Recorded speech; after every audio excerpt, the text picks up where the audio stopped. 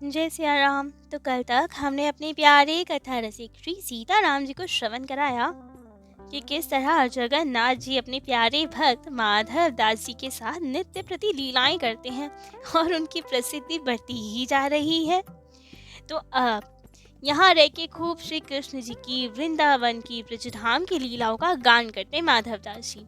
तो एक बार मन में इच्छा उत्पन्न हुई कि क्यों ना श्री ब्रज वृंदावन का दर्शन किया जाए। तो फिर तो बस अब इतना मन हुआ वृंदावन जाने का कि आई जगन्नाथ जी के पास और उन्हें बताया, कहा उनसे कि वृंदावन जाने की बहुत इच्छा है, हमें आज्ञा दीजिए, अब हम कुछ दिन वृंदावन वास करेंगे। लेकिन जगन्नाथ भगवान जी कैसे विरह सहन करें अपने प्यारे से भक्त का, इनके बिना तो अब उनका मन ही ना लगे। तो उन्होंने मना किया, लेकिन जब माधव दास जी ने हट किया कि वृंदावन तो जाने की बहुत इच्छा है, तब तो भगवान ने कहा मैं भी साथ चलूंगा। लेकिन माधव दास जी ने मना कर दिया, कहा जय जय आप यहीं विराजिए, बहुत दूर की यात्रा है, आपको कष्ट होगा, हम तो साधु हैं, भूख प्यास सुख दुख सब सह लेंगे, लेकिन आपको तो 56 भोग की आदत है, आप साथ रहेंगे तो कहाँ से व्यवस्था करेंगे आपके भोग राग की। तो आप तो बढ़िया से यहीं विराजो, यहीं बढ़िया भोग प्रसाद पाओ, कष्ट ना सहिए। रास्ते में खाने पीने की कोई व्यवस्था नहीं हो पाएगी, क्योंकि संतों के साथ तो कहावत है, कभी घी घना, कभी मुट्ठी भर चना, कभी वे भी मना। तो इसलिए आप हट मत कीजिए, यहीं रहिए। और ये सब कह के माधव दास जी चल दिए। लेकिन भगवान कहाँ मानने वाले हैं, उनका मन तो अपने भक्त के साथ साथ ही। तो बस चुपके से माधव दास जी के पीछे पीछे लग लिए और बस उनके पीछे पीछे पीछे जहाँ वे जाए चुपचाप उनके साथ साथ चलते जाए। अब तो चलते चलते जगन्नाथ भगवान जी को भूख लगाई, लेकिन कहें किससे। यदि माधव दास जी को कहा तो गुस्सा करेंगे, कहेंगे हमने पहले ही मना किया था, मत आओ, वापिस चले जाओ, चुपके से क्यों आ गए हमारे पास। तो क्या किया जाए, कैसे भूख मिटाई जाए। तो अब जगन्नाथ जी तो भगवान, सब करने में समर्थ, तो बस अपनी भूख माधव दास जी को ट्रांसफर कर दी। अब तो माधव दास जी को भूख लगने लगी बहुत तेज, और वे सोचे अभी तो सुबह के 10 ही बजे हैं, इतनी जल्दी तो हमें कभी भूख नहीं लगती, आज इतनी भूख क्यों लग रही है हमें। वे परेशान कि क्यों लग रहा है, क्या हो गया, इतनी सुबह सुबह इतनी भूख। लेकिन समझ नहीं पाए कि ठाकुर जी की कुछ लीला चल रही है। तब तो पास में ही एक छोटी सी कुटिया दिखी, जहाँ एक बूढ़ी माई रहती थी। अब साधु संत को देके, माधव दास जी को देके अपना घर बुलाया, आतिथ्य किया उनका और भोजन प्रसाद पवाया। लेकिन ये क्या, माधव दास जी तो प्रसाद पा रहे हैं, बड़े प्रेम से मैया पवा रही है, लेकिन वे बाई तो खूब आंसू भर भर के रोए, बहुत ही रोए जाए रोए जाए। अब माधव दास जी ने उन्हें देखा और पूछा, अरे मैया क्या हो गया, इतना क्यों रो रहे हैं आप, निसंकोच बताइए, क्या दुख है आपके हृदय में, क्यों रो रहे हैं। तब तो उन मैया ने कहा, बाबा जी ये श्यामल राजकुमार किसका बहला फुसला के लिए आए अपने साथ, इतना सुकुमार सुंदर छोटा सा बालक है, इसके बिना तो इसकी मैया के प्राण निकल जाएंगे, कहाँ से ले आए इस बालक को आप। क्योंकि वे भक्ता थी, उनको तो जगन्नाथ जी स्वयं 10 वर्ष के बालक के स्वरूप में दिख रहे थे। उन्हें दिख रहा था कि माधव दास जी की ही थाली में एक छोटा सा बालक साथ में भोजन पा रहा है, और वे इतना सुकुमार छोटा प्यारा सा बालक कि उनको देखकर ही उन माता के आंखों में से अश्रु छलछला रहे थे। सोच रही थी कि इतने प्यारे से बालक के वियोग में इसकी माता कैसे जीवित रह रही होंगी। और जब उन मैया ने ये कहा तो माधव दास जी को भी पता चला, उनको भी अब अनुभूति हुई कि ठाकुर जी तो उनके साथ साथ ही आ गए। और ठाकुर जी का अपनी उस भक्ता पर इतना अनुग्रह देखकर कि हमें तो दिखते ही हैं ठाकुर जी, हमारे साथ तो खूब लीला करते हैं, लेकिन आज इस भक्ता को भी दर्शन दे रहे हैं। ये सब विचार कर तो अब माधव दास जी प्रेम विभोर हो रहे हैं। और अब भोजन प्रसाद पाकर माधव दास जी वहाँ से आगे की ओर चल दिए। चलते चलते अब दूसरे गांव में पहुंचे, जहाँ पे उनका एक वैश्य भक्त रहता था। जो बहुत पहले कभी जगन्नाथपुरी में आए थे और उनके दर्शन किए थे। विनती की थी माधव दास जी से कि कृपा कीजिए, कभी हमारे घर भी पधारिए। बहुत भारी भक्त थे वे। तो माधव दास जी के मन में विचार आया कि जब वृंदावन जा ही रही हैं, तो क्यों ना उस भक्त पे भी कृपा करते चले, दर्शन करते चले किसी वैष्णव के। तो उनके घर हो आए। अब जब घर गए तो वे भक्त उस घर में थे नहीं, उनकी धर्म पत्नी थी। तो अब माधव दास जी को देखकर बिना जान पहचान के, वे जानती नहीं थी कि कितने उच्च भक्त हैं, इनके पति परिचित थे। लेकिन फिर भी संत तो हैं, साधु संत को सम्मान आवश्यक है। तो खूब प्रेम से चरणों में प्रणाम किया, खूब सत्कार किया, भीतर ले गई और प्रसाद पाने के लिए अनुरोध किया। उस दिन उनके यहाँ एक महंत जी भी आए हुए थे, जिनका आसन मकान के ऊपरी वाली मंजिल पे था। तो अब भक्त पत्नी उन महंत के पास गई और जाकर उन्हें बताया कि एक संत और आए हैं। लेकिन वे महंत जी तो अपने अभिमान में चूर। उन्हें लगा कोई छोटा मोटा संत आया, जबकि संत तो सभी बड़े होते हैं। लेकिन वे महंत की पदवी पे थे तो सबको अपने से नीचा मानते थे। तो उन्होंने कह दिया, यहाँ किसी की गुंजाइश नहीं है, यहाँ कोई नहीं रह सकता, इस स्थान पे तो हम ही रहेंगे, जगह नहीं है यहाँ। अब तो वे गृह स्वामिनी घबराई और आई नीचे। माधव दास जी के चरणों में क्षमा मांगी, प्रणाम किया और कहा, भगवान मैं आपको सीधा सामान दे देती हूँ, कृपा कर रसोई बना लीजिए आप। लेकिन माधव दास जी ने कहा, नहीं नहीं, कुछ ऐसा विशेष पाने का आग्रह नहीं है हमारा, जो भी कुछ बना है वही ले आइए, वही हम पालेंगे। तब तो उस भक्ता ने कहा कि महाराज अभी तो कुछ नहीं बना, केवल दूध है, कहीं तो वही औटा के ले आऊं। तब तो माधव दास जी ने कहा, अवश्य वही ले आओ। तब तो माधव दास जी ने वही भोग लगाकर दुग्ध पान किया और जाने लगे। जाते जाते कहने लगे उन गृह स्वामिनी को कि आपके पतिदेव आए तो उन्हें कह देना जगन्नाथी श्री माधव दास जी आए थे। और ऐसा कह के चले गए। जब वो भक्त पत्नी के पति आए घर पे और उन्हें पता चला कि माधव दास जी आए थे, तब तो तुरंत दौड़ते हुए गए कि माधव दास जी कहाँ गए, कहीं दूर ना निकल गए हो। और ऐसे ही जब महंत जी को नाम पता चला, तब उन्हें आभास हुआ कि माधव दास जी कौन हैं, वे तो बड़े उच्च भक्त हैं, वे आए यहाँ और हमसे उनका अपराध बन गया। उनके लिए ही हमने कहा कि यहाँ जगह नहीं है। अब बहुत पश्चाताप हुआ। वे भी तुरंत भागे भागे गए माधव दास जी को मनाने के लिए, क्षमा मांगने के लिए। अब दौड़े दौड़े गए महंत जी और वे भक्त, दोनों पहुंचे। माधव दास जी मिले, उनके चरणों में लिपट गए दोनों ही, बड़े सुखपूर्वक मिले, प्रणाम किया, क्षमा मांगी उनसे। तब तो माधव दास जी ने बहुत बड़ाई की उनकी धर्म पत्नी की कि आप बहुत भाग्यशाली हैं, जो ऐसी धर्म पत्नी मिली है जो संतों का, साधुओं का खूब सम्मान करती हैं। और उनकी भी बहुत तारीफ की कि आप भी परम संत सेवी हैं। लेकिन महंत जी अत्यंत दीन होके कहने लगे कि भगवान हम ही दुष्ट हैं, हमसे तो अत्यंत अपराध बन गया। कैसे दूर होगा ये अपराध, हमसे आज संत अपराध, भगवत अपराध बन गया। कृपा कर हमें उपाय बताए, पश्चाताप करना है हमें। तब तो माधव दास जी ने कहा कि कोई संत छोटा नहीं होता, अब संत अपराध भगवत अपराध बना है, तो अब प्रायश्चित तो केवल एक ही है, जब तक जियो तब तक संतों की शीत प्रसादी सेवन करो, वही अपराध से छूटने का अमोघ उपाय है। तब तो सबने बहुत आग्रह किया कि आप घर चलिए, लेकिन माधव दास जी नहीं माने, क्योंकि वृंदावन जाना है। आश्वासन दिया कि लौटते समय अवश्य मिलेंगे आपसे, लेकिन इस समय तो वृंदावन की ओर ही प्रस्थान करेंगे। और फिर माधव दास जी वहां से चलकर वृंदावन आए और वृंदावन की शोभा को देख देख कर माधव दास जी का हृदय तो परमानंद में डूब गया। तब तुरंत श्री बांके बिहारी जी के दर्शन को गए। अब तब ये व्यवस्था थी कि बिहारी जी के यहाँ मोर और बंदरों को चना दिया जाता था, और जो कोई दर्शन करने आता था उन्हें भी चने ही मिलते थे। परंतु यदि कोई संत वैष्णव आवे तो उन्हें 56 भोग का प्रसाद मिलता था। तो जब माधव दास जी पहुंचे तब चने बट रहे थे और माधव दास जी ने भी हाथ बढ़ा के वही ले लिए। द्वारपाल ने देखा कि अरे ये तो परम वैष्णव दिख रहे हैं, संत हैं, तो अनुरोध किया कि भगवान आप रुकिए, अभी 56 भोग प्रसाद लेकर आते हैं, वे पाइएगा। लेकिन माधव दास जी नहीं रुके, उनकी बात अनसुनी करके यमुना पुलिन पे आ गए और चनों का ही भोग लगाने लगे ठाकुर जी को। क्यों?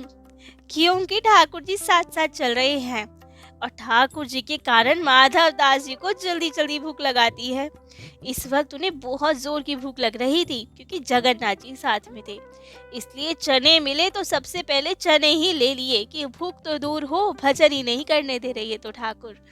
तो तुरंत चने लेकर यमुना जी के पास आ गए और उसी का भोग ठाकुर जी को धरवा दिया गया। अब ठाकुर जी को तो खूब सारे चने पवा दिए माधव दास जी ने, और यहाँ जब बाके बिहारी जी को भोग धराया गया, अनेकों प्रकार के व्यंजन थाल में सजाकर खूब सुंदरता से आरोगने के लिए आवेदन कर रहे हैं हरिदास जी, लेकिन ठाकुर जी कुछ पाए ही ना। हरिदास जी बार बार निहोरा कर रहे हैं कि अरे ठाकुर जी आप पा क्यों नहीं रहे हैं, भूख क्यों नहीं लगा रहे हैं, पाइए ना कुछ। लेकिन ठाकुर जी कुछ नहीं पा रहे। तब तो श्री स्वामी जी ने पूछा, जय जय आप भूख क्यों नहीं आरोग रहे हैं, क्या हुआ? तब तो बिहारी जी ने कहा, आज पाने की इच्छा नहीं हो रही है। स्वामी जी ने पूछा, क्यों, क्या हो गया? तब तो बिहारी जी ने कहा, श्री माधव दास जी ने बहुत सारे चने खिला दिए मुझे, भूख कहाँ से लगे मुझे। तब तो हरिदास जी ने पूछा, कहाँ है वे? तो बता दिया कि यमुना जी के किनारे बैठे हैं, चने पवा रहे हैं हमें। तब तो स्वामी जी ने आज्ञा दी अपने सेवक गणों को और माधव दास जी को खोज के बुलाने के लिए कहा। अब तो वे ढूंढते हुए गए सब जगह, यमुना पुलिन पे माधव दास जी मिल गए और लेकर आए उन्हें हरिदास जी के पास। हरिदास जी ने पूछा, क्यों चने भोग लगाए हैं ठाकुर जी को आज? तब तो माधव दास जी ने कहा, क्यों क्या हो गया? हरिदास जी ने समझाया कि स्वयं जगत से उदासीन रहो तो ठीक, परंतु ये तो ठाकुर जी है, ठाकुर जी के प्रसाद से विरक्त नहीं होना चाहिए। ठाकुर जी हमारे लाड चाहवाने हैं, बढ़िया बढ़िया भोग पाते हैं और वे जो भी भोग पाए वे प्रसाद पाने में कोई समस्या नहीं होती। श्री स्वामी जी ने उन्हें वृंदावन की सरस उपासना की पद्धति बताई कि खूब प्रेम से भोग लगाओ, बेशक 56 भोग लगाओ और वे पाने पे कभी विकार या भक्ति में बाधा उत्पन्न नहीं होगी। तो अब ये सब सुन के माधव दास जी ने कहा, अरे हमें देखना था कि आपके ठाकुर ग्वारिया ठाकुर है कि महली ठाकुर है, इसलिए परीक्षा लेने के लिए मैंने चने का भोग लगाया।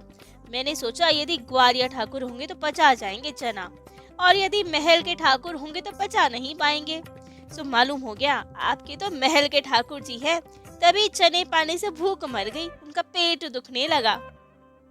इस पे एक दृष्टांत आता है कि एक बार गेहूं और चने में श्रेष्ठा को लेके विवाद हो गया। कोई निश्चित ही ना होए कि दोनों में श्रेष्ठ कौन है, चना श्रेष्ठ है कि गेहूं श्रेष्ठ है। तब तो ब्रह्मा जी के पास गए। ब्रह्मा जी ने गेहूं की तो बहुत बड़ाई की, लेकिन उच्चता की डिग्री चने को दे दी। अब ब्रह्मा जी ने कहा, भोजन में जितना अत्यधिक उपयोग चनों का होता है उतना गेहूं का नहीं होता।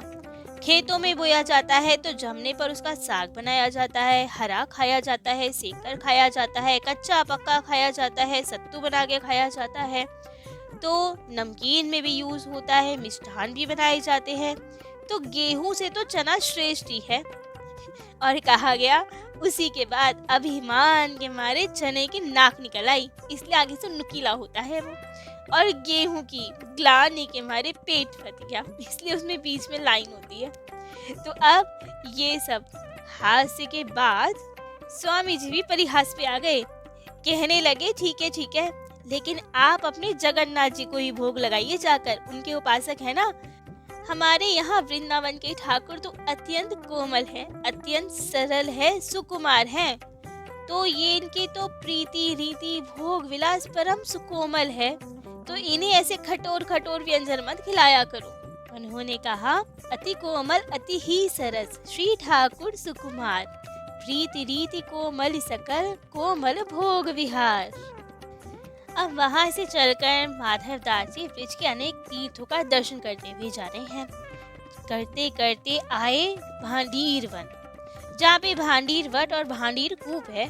वे बहुत पवित्र तीर्थ है जहाँ श्री कृष्ण ने वत्सासुर का वध किया था। ग्वाल वालों ने कहा कि ये तो वत्स वध है, तो तुम्हें तो गो हत्या का दोष लग गया, जाके सब तीर्थों में स्नान करो। प्रथम तो श्री कृष्ण जी ने कहा कि ये बछड़ा थोड़ी है, ये तो असुर था। लेकिन जो भी हो, कोई ग्वाल बाल माना नहीं कि चाहे असुर ही है लेकिन है तो गाय के बछड़े के रूप में, तो गो हत्या तो तुम्हें लग गई, प्रायश्चित करना पड़ेगा। तब श्री कृष्ण ने भांडीर कूप को प्रकट किया, जिसमें समस्त तीर्थों का आवाहन किया गया और उसमें स्नान किया। यहाँ दाऊ जी और श्री कृष्ण जी का मंदिर भी है। यहाँ पर श्री दाऊ जी ने प्रलंबासुर का वध किया था। और कहा जाता है ब्रह्म वैवर्त पुराण के अनुसार और गर्ग संहिता के अनुसार कि ब्रह्मा जी ने श्री कृष्ण जी और राधा रानी का विवाह भी यहीं कराया था। तो माधव दास जी वहीं भांडीर वट पहुंचे। संध्या का समय हो गया था, तो खेमदास जी के आश्रम के निकट वृक्ष के नीचे ही विश्राम करने लगे। इतने में ही खेमदास जी आए और ये साधु को देखकर कि ये कौन नया साधु यहाँ आ गया, बहुत कुड़े मन मन में, बहुत फटकार के भगाने लगे कि तुम यहाँ क्यों पड़े हो, भागो यहाँ से। कोई यहाँ पे साधु सेवा का संस्थान थोड़ी खोल रखा है, सदा व्रत थोड़ी बैठ रहा है जो यहाँ आ गए, जान ना पहचान, मैं तेरा मेहमान। खूब सुनाने लगे, खूब डांटने लगे उन्हें। लेकिन माधव दास जी ने बहुत विनम्रता से प्रार्थना की कि भगवान, केवल रात्रि भर इस वृक्ष के नीचे हैं हम, प्रातः होते ही चले जाएंगे। तब खेमदास जी ने बहुत झुंझुलाकर कहा, सब जानता हूँ मैं साधुओं को, अभी तो भीगी बिल्ली बन के दिखा रहे हो, बाद में प्रपंच फैलाओगे यहाँ पे कि आटा लाओ, घी लाओ, शक्कर लाओ, ये लाओ, वे लाओ। मैं कहाँ से लाऊंगा सब? मैं तो जंगल में अकिंचन वृत्ति से रहता हूँ, मेरे पास कुछ सामान नहीं है, केवल भजन करता हूँ मैं। माधव दास जी बहुत मुस्कुराए और कहा, आप चिंता ना कीजिए, विश्वास कीजिए, मैं आपसे नमक तक नहीं मांगूंगा, कुछ नहीं चाहिए मुझे, केवल रात भर यहाँ विश्राम करने दीजिए। अब तो खेमदास जी आश्वस्त होकर अपनी कुटिया में चले गए और चुपके से वहाँ पे बढ़िया खीर बनाई। चोरी से पाने लगे कि बाहर बैठे साधु माधव दास जी को देनी ना पड़ जाए। लेकिन अब ठाकुर जी और उनके प्यारे भक्तों से क्या छुप सकता है। अब लीला ऐसी हुई कि उनके चावल में, जो खीर के चावल थे, उसमें उन्हें कीड़े दिखाई देने लगे। पूरी खीर में जहाँ जहाँ चावल के दाने, वो सब चावल के दाने कीड़े बन गए, रेंगने लगे, खेमदास जी के हाथों पे चढ़ने लगे। तब तो खेमदास जी की आंखें खुली, वे समझ गए बाहर लग रहा है कोई सिद्ध महात्मा आए हैं, ठाकुर जी के प्यारे भक्त आए हैं, हमसे अपमान हो गया उनका। तुरंत दौड़े भागे गए, उनके चरण पकड़ के क्षमा याचना करने लगे। तब तो माधव दास जी ने समझाया, कुटिया बना के रहते हो तो अतिथियों का सत्कार करना चाहिए, फटकारना नहीं चाहिए उन्हें। उन्होंने समझाया कि साधु की तो टकसाल यही है, बांट कर खाना बैकुंठ जाना। जो अकेले खाता है वो मानो चोरी का अन्न खाता है, केवल पाप खाता है। वे समझाया कि जो भी केवल अपने शरीर के पोषण के लिए पका के खाता है, वे तुरंत नरक ही जाता है। ठाकुर सेवा के लिए बना के खाओ, प्रसाद पाओ तो ठीक, लेकिन अपने लिए जो बना के खाए वे तो नरक ही जाएगा। खीर में पड़े कीड़े इसी की सूचना दे रहे हैं कि नरक जाने वाले हो।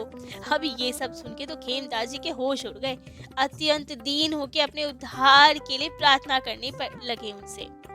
तब तो माधव दास जी ने आज्ञा दी कि तुमने आज तक जो कुछ भी संग्रह किया है वे सब संत सेवा में लगा दो और मथुरा विश्राम घाट पर जाकर झाड़ू बुहारी की सेवा करो, नित्य प्रति संतों की शीत प्रसादी ग्रहण करो, तब तुम्हारा कल्याण होगा। और इनकी आज्ञा का पालन करके श्री खेमदास जी ने ऐसा ही किया और माधव दास जी आगे की ओर चल दिए। माधव दास जी ने सुना कि हरियाणा प्रांत में गोली नामक एक गांव है, जहाँ पे इन्हीं के द्वारा रचित जय जय की लीला, जय जय लीला की कथाएं खूब प्रेम से करी जाती हैं। तो मन में बड़ा कौतूहल हुआ कि जाके देखें कि कैसे ये लीला करते हैं, हम भी थोड़ा उसका रस स्वादन करें। यदि संतों ने, रसिक संतों ने प्रेम पूर्वक अपनाया होगा इस लीलाओं को, तो हमारा परिश्रम सफल हो जाएगा। साथ ही लीला का श्रवण दर्शन का भी आनंद हो जाएगा। तो आई गोली गांव। वहाँ पे कथा के एक संत के आश्रम में हो रही थी, वहीं आश्रम में रहने लगे। अब संतों के यहाँ आश्रम में रहने की पद्धति होती है कि वहाँ रहा जाए तो कुछ वहाँ की टहल सेवा भी की जाए। तो माधव दास जी क्या सेवा करें, किसी को परिचय नहीं दिया अपना, और वहाँ पे गाय के गोबर उठाने की सेवा, उसके कंडे थापने की सेवा करने लगे। खूब सुंदरता से माधव दास जी वही सब गोबर पाथने की सेवा करते, बिल्कुल संकोच नहीं हृदय में। कोई कार्य छोटा नहीं, क्योंकि सब ठाकुर सेवा का कार्य है। खूब आनंद से सेवा कर रहे। कुछ दिन बाद ही वहाँ जगन्नाथपुरी जी के कोई परिचित साधु आए। अब उन्होंने इन्हें देखा तो पहचान गए और वहाँ के महंत जी को परिचय दिया कि ये तो बहुत उच्च संत हैं, जगन्नाथपुरी जी के, ठाकुर जी के लाडले प्यारे संत। अब ये सुनकर तो बेचारे महंत जी के ऊपर मानो 100 घड़ा पानी पड़ गया हो। उन्हें बड़ा पश्चाताप हुआ कि हमें तो पहचान ही नहीं पाए इतने उच्च संत को। फिर तो माधव दास जी को सिंहासन पे पधराया, खूब प्रेम से उनका पूजन किया कि अपनी भूल के लिए बार बार क्षमा याचना मांगी गई। और अब यहाँ इतना आदर सत्कार प्रतिष्ठा मान देखकर तो अब माधव दास जी को अच्छा नहीं लगा और पुनः वे जगन्नाथपुरी जी की ओर प्रस्थान कर गए, क्योंकि प्रसिद्धि तो उन्हें बिल्कुल नहीं भाती। अब माधव दास जी को घर छोड़े तो बहुत दिन हो गए, तो इसीलिए सोचा क्यों ना एक बार अपने घर की ओर देखा जाया जाए। गांव के लोग आदि कोई भी उन्हें नहीं पहचानते थे, क्योंकि अब तो बहुत बड़े हो गए थे वे। तो इसीलिए अपने घर आए, लेकिन माँ भी इन्हें नहीं पहचान पाई। केवल एक साधु समझकर भोजन आदि करवाने लगी। भोजन करते समय माँ ने पूछा, बेटा तुम कहाँ रहते हो? तब माधव दास जी ने बताया, जगन्नाथपुरी में। तब माँ ने पूछा, पुरी में तो मेरा मधुआ भी रहता है, क्या तुम उसे जानते हो? तब तो इन्होंने कहा, माँ मैं वही मधुआ हूँ तुम्हारा। तब तो इनकी माँ को बड़ा खराब लगा। नहीं नहीं, तुम मेरे मधुआ नहीं हो सकते। मैंने सुना कि वे तो जगन्नाथ जी में रहते हैं और जगन्नाथ भगवान की बहुत कृपा है उन पे, साक्षात प्रकट होकर दर्शन देते हैं, उनसे वार्तालाप करते हैं। तो जब इतने उच्च स्वामी हैं, इतने श्रेष्ठ ठाकुर मिले उन्हें, तो मेरा बेटा ऐसा नहीं हो सकता जो उन्हीं को भी दिखा के यहाँ आ जाए, अपनी माता पुत्र आदि के मोह में फंस जाए। यदि तुम सच में मेरे बेटे मधुआ हो तो धिक्कार है तुम पे, जो अपने प्राण प्यारे ठाकुर को छोड़कर यहाँ पे आ गए हो, जगह जगह घूम रहे हो। अब माँ के ये सब वचन सुन के माँ के चरणों में प्रणाम किया और निश्चय किया अब जल्दी से जल्दी जगन्नाथ जी के पास जाना है। बिना उनके दर्शन के अब अन्न जल कुछ ग्रहण नहीं करूँगा। अब तो तुरंत चल दिए। 3 दिन हो गए बिना कुछ खाए पिए जाते जा रहे हैं जगन्नाथ जी के पास। तब तो जगन्नाथ जी से नहीं सहा गया। एक भक्त को स्वप्न दिया कि माधव दास जी को मेरी शपथ दो, जाकर उन्हें कहो कि हमने कहा है भोजन पाओ। और अब 3 दिन से भोजन नहीं पाया था, कुछ नहीं ग्रहण कर रहे थे। लेकिन तभी वे भक्त जिन्हें जगन्नाथ जी ने स्वप्न दिया, ठाकुर जी की शपथ आदि देके जबरदस्ती भोजन प्रसाद करवाया उन्हें। और तब माधव दास जी पुरी पहुंचे और शेष पूरा जीवन जगन्नाथपुरी में ही रहे। जगन्नाथ भगवान भी इनके साथ खूब विनोद करते थे, बहुत आनंद लेते थे। एक दिन तो भगवान का दर्शन करने गए ये, लेकिन आज प्रभु कुछ उदास दिखाई दे रहे हैं। ये हाथ जोड़ के पूछे, जय जय प्रभु, आप आज इतने उदास क्यों हैं? क्या हो गया? तब तो ठाकुर जी ने कहा, माधव दास जी मैं क्या बताऊं, कितने साल बीत गए मैंने पका हुआ कटहल नहीं खाया। बहुत मन कर रहा है कटहल खाने का। राजा के बाग में खूब कटहल लगे हुए हैं, पके भी हैं। यदि आप थोड़ा सहयोग दे तो बाग में चल के कटहल खाया जाए। माधव दास जी ने कहा, भगवान बचपन में तो मुझे अभ्यास था पेड़ पे चढ़ने का, लेकिन अब मैं बूढ़ा हो गया हूँ, हाथ पैर नहीं हिलते इतने, मेरे लिए तो बड़ा मुश्किल है ये सब। तब तो बलराम जी ने कहा, हम चढ़ने में सहायता कर देंगे, तुम चलो तो सही। अब तो ठाकुर जी की बातों में आ गई। आधी रात हुई तो श्री कृष्ण जी, बलराम जी और माधव दास जी साथ चल दिए कटहल खाने राजा के बाग में। अब बलराम जी ने माधव दास जी को पेड़ पे चढ़ा दिया और वहां से ये खूब पके पके बड़े बड़े फल तोड़ते जाएं और नीचे गिराते जाएं। और दोनों भाई श्री कृष्ण जी बलराम जी खूब आनंद लेके पेट भर के कटहल खाएं। अब इतने जब कटहल गिरे तो उसकी आवाज से बाघ के माली को संदेह हो गया, लाठी लेके दौड़ा। अब बलराम जी और कृष्ण जी तो एक्सपर्ट चोरी करने में और भागने में, लेकिन माधव दास जी तो बेचारे बूढ़े। अब बचपन का वही हुनर काम आया, वे दोनों तो भाग लिए और यहाँ फंस गए माधव दास जी, पकड़े गए बेचारे। और माली ने रात के अंधेरे में पहचाना नहीं, खूब धुलाई की उनकी, खूब पिटाई की, रात भर बांध के रखा। अब प्रातःकाल होते ही राजा के सामने पेश किया तो ये क्या, राजा तो तुरंत पहचान गए, पृथ्वी पे गिरकर साष्टांग प्रणाम किया इन्हें और माली से कहा कि ये क्या किया तुमने, माधव दास जी को बांध लिया। और यहाँ माली को भी मानो सांप सूंघ गया हो कि ये क्या हो गया हमसे। तब तो माधव दास जी ने कहा कि नहीं नहीं, माली की कोई गलती नहीं है, कृपा कर इन्हें दंड मत देना, इन्हें तो पुरस्कार मिलना चाहिए, बड़े सावधान संरक्षक है आपके, कर्तव्य से बिल्कुल अडिग नहीं होते, इन्हें दंड नहीं देना। तब तो माधव दास जी के कहने पे राजा ने उन मालियों को 12 बीघा जमीन का पट्टा लिख दिया। और फिर राजा ने सुना कि ये सब क्या लीला भाई, कैसे ठाकुर जी आए उनके बाग में कटहल खाने, इतना भाव पड़ा, इतना प्रेम उठा कि ठाकुर जी हमारे बाग में आते हैं। तो बस महाराज ने, राजा ने वो पूरा बाग ताम्रपत्र पे लिखकर ठाकुर जी के ही श्री चरणों में भेंट कर दिया। कहा जाता है कि एक बार गोस्वामी तुलसीदास जी और माधव दास जी का भी मिलन हुआ था। तब तो तुलसीदास जी ने अपने पद और माधव दास जी ने अपने पद सुनाए, खूब सत्संग हुआ साथ में। श्री वृंदावन के अनन्य रसिक श्री हरिराम व्यास जी ने भी इनके संबंध में एक पद लिखा, माधो दास शरण में आयो हो, अनजान जो नारद ध्रुव सो, कृपा करी सदेह भगायो, जिनिन चाहि गुरु सकल तजो बपु, फिर के दर्शन पायो, यो सिर हाथ धरो करुणा करी, प्रेम भक्ति फल पायो, हरिवंशी हरिदास सो मिल कुंजल, केली रस गाये सुनायो, हरि गुरु साधु नाम वन जमुना, महाप्रसाद रसायन भायो, चाहते सहज प्रिया प्रियतम, बसे कल जुग वृथा गवायो, मनसा वाचा और कर्मणा, व्यास ही श्याम बतायो। तो ऐसा अद्भुत चरित्र था श्री माधव दास जी का, जिन पे ठाकुर जी की अति कृपा थी, सदा उनके साथ लीला करते रहते थे। तो आज श्री माधव दास जी के चरणों में कोटि कोटि नमन। आज उनका चरित्र यही विश्राम देते हैं। कल अपने प्यारे कथा रसिक श्री सीताराम जी को उनके अन्य किसी दिव्य प्यारे भक्त का चरित्र श्रवण कराएंगे। आज के लिए इतना ही। जय जय श्री सीताराम।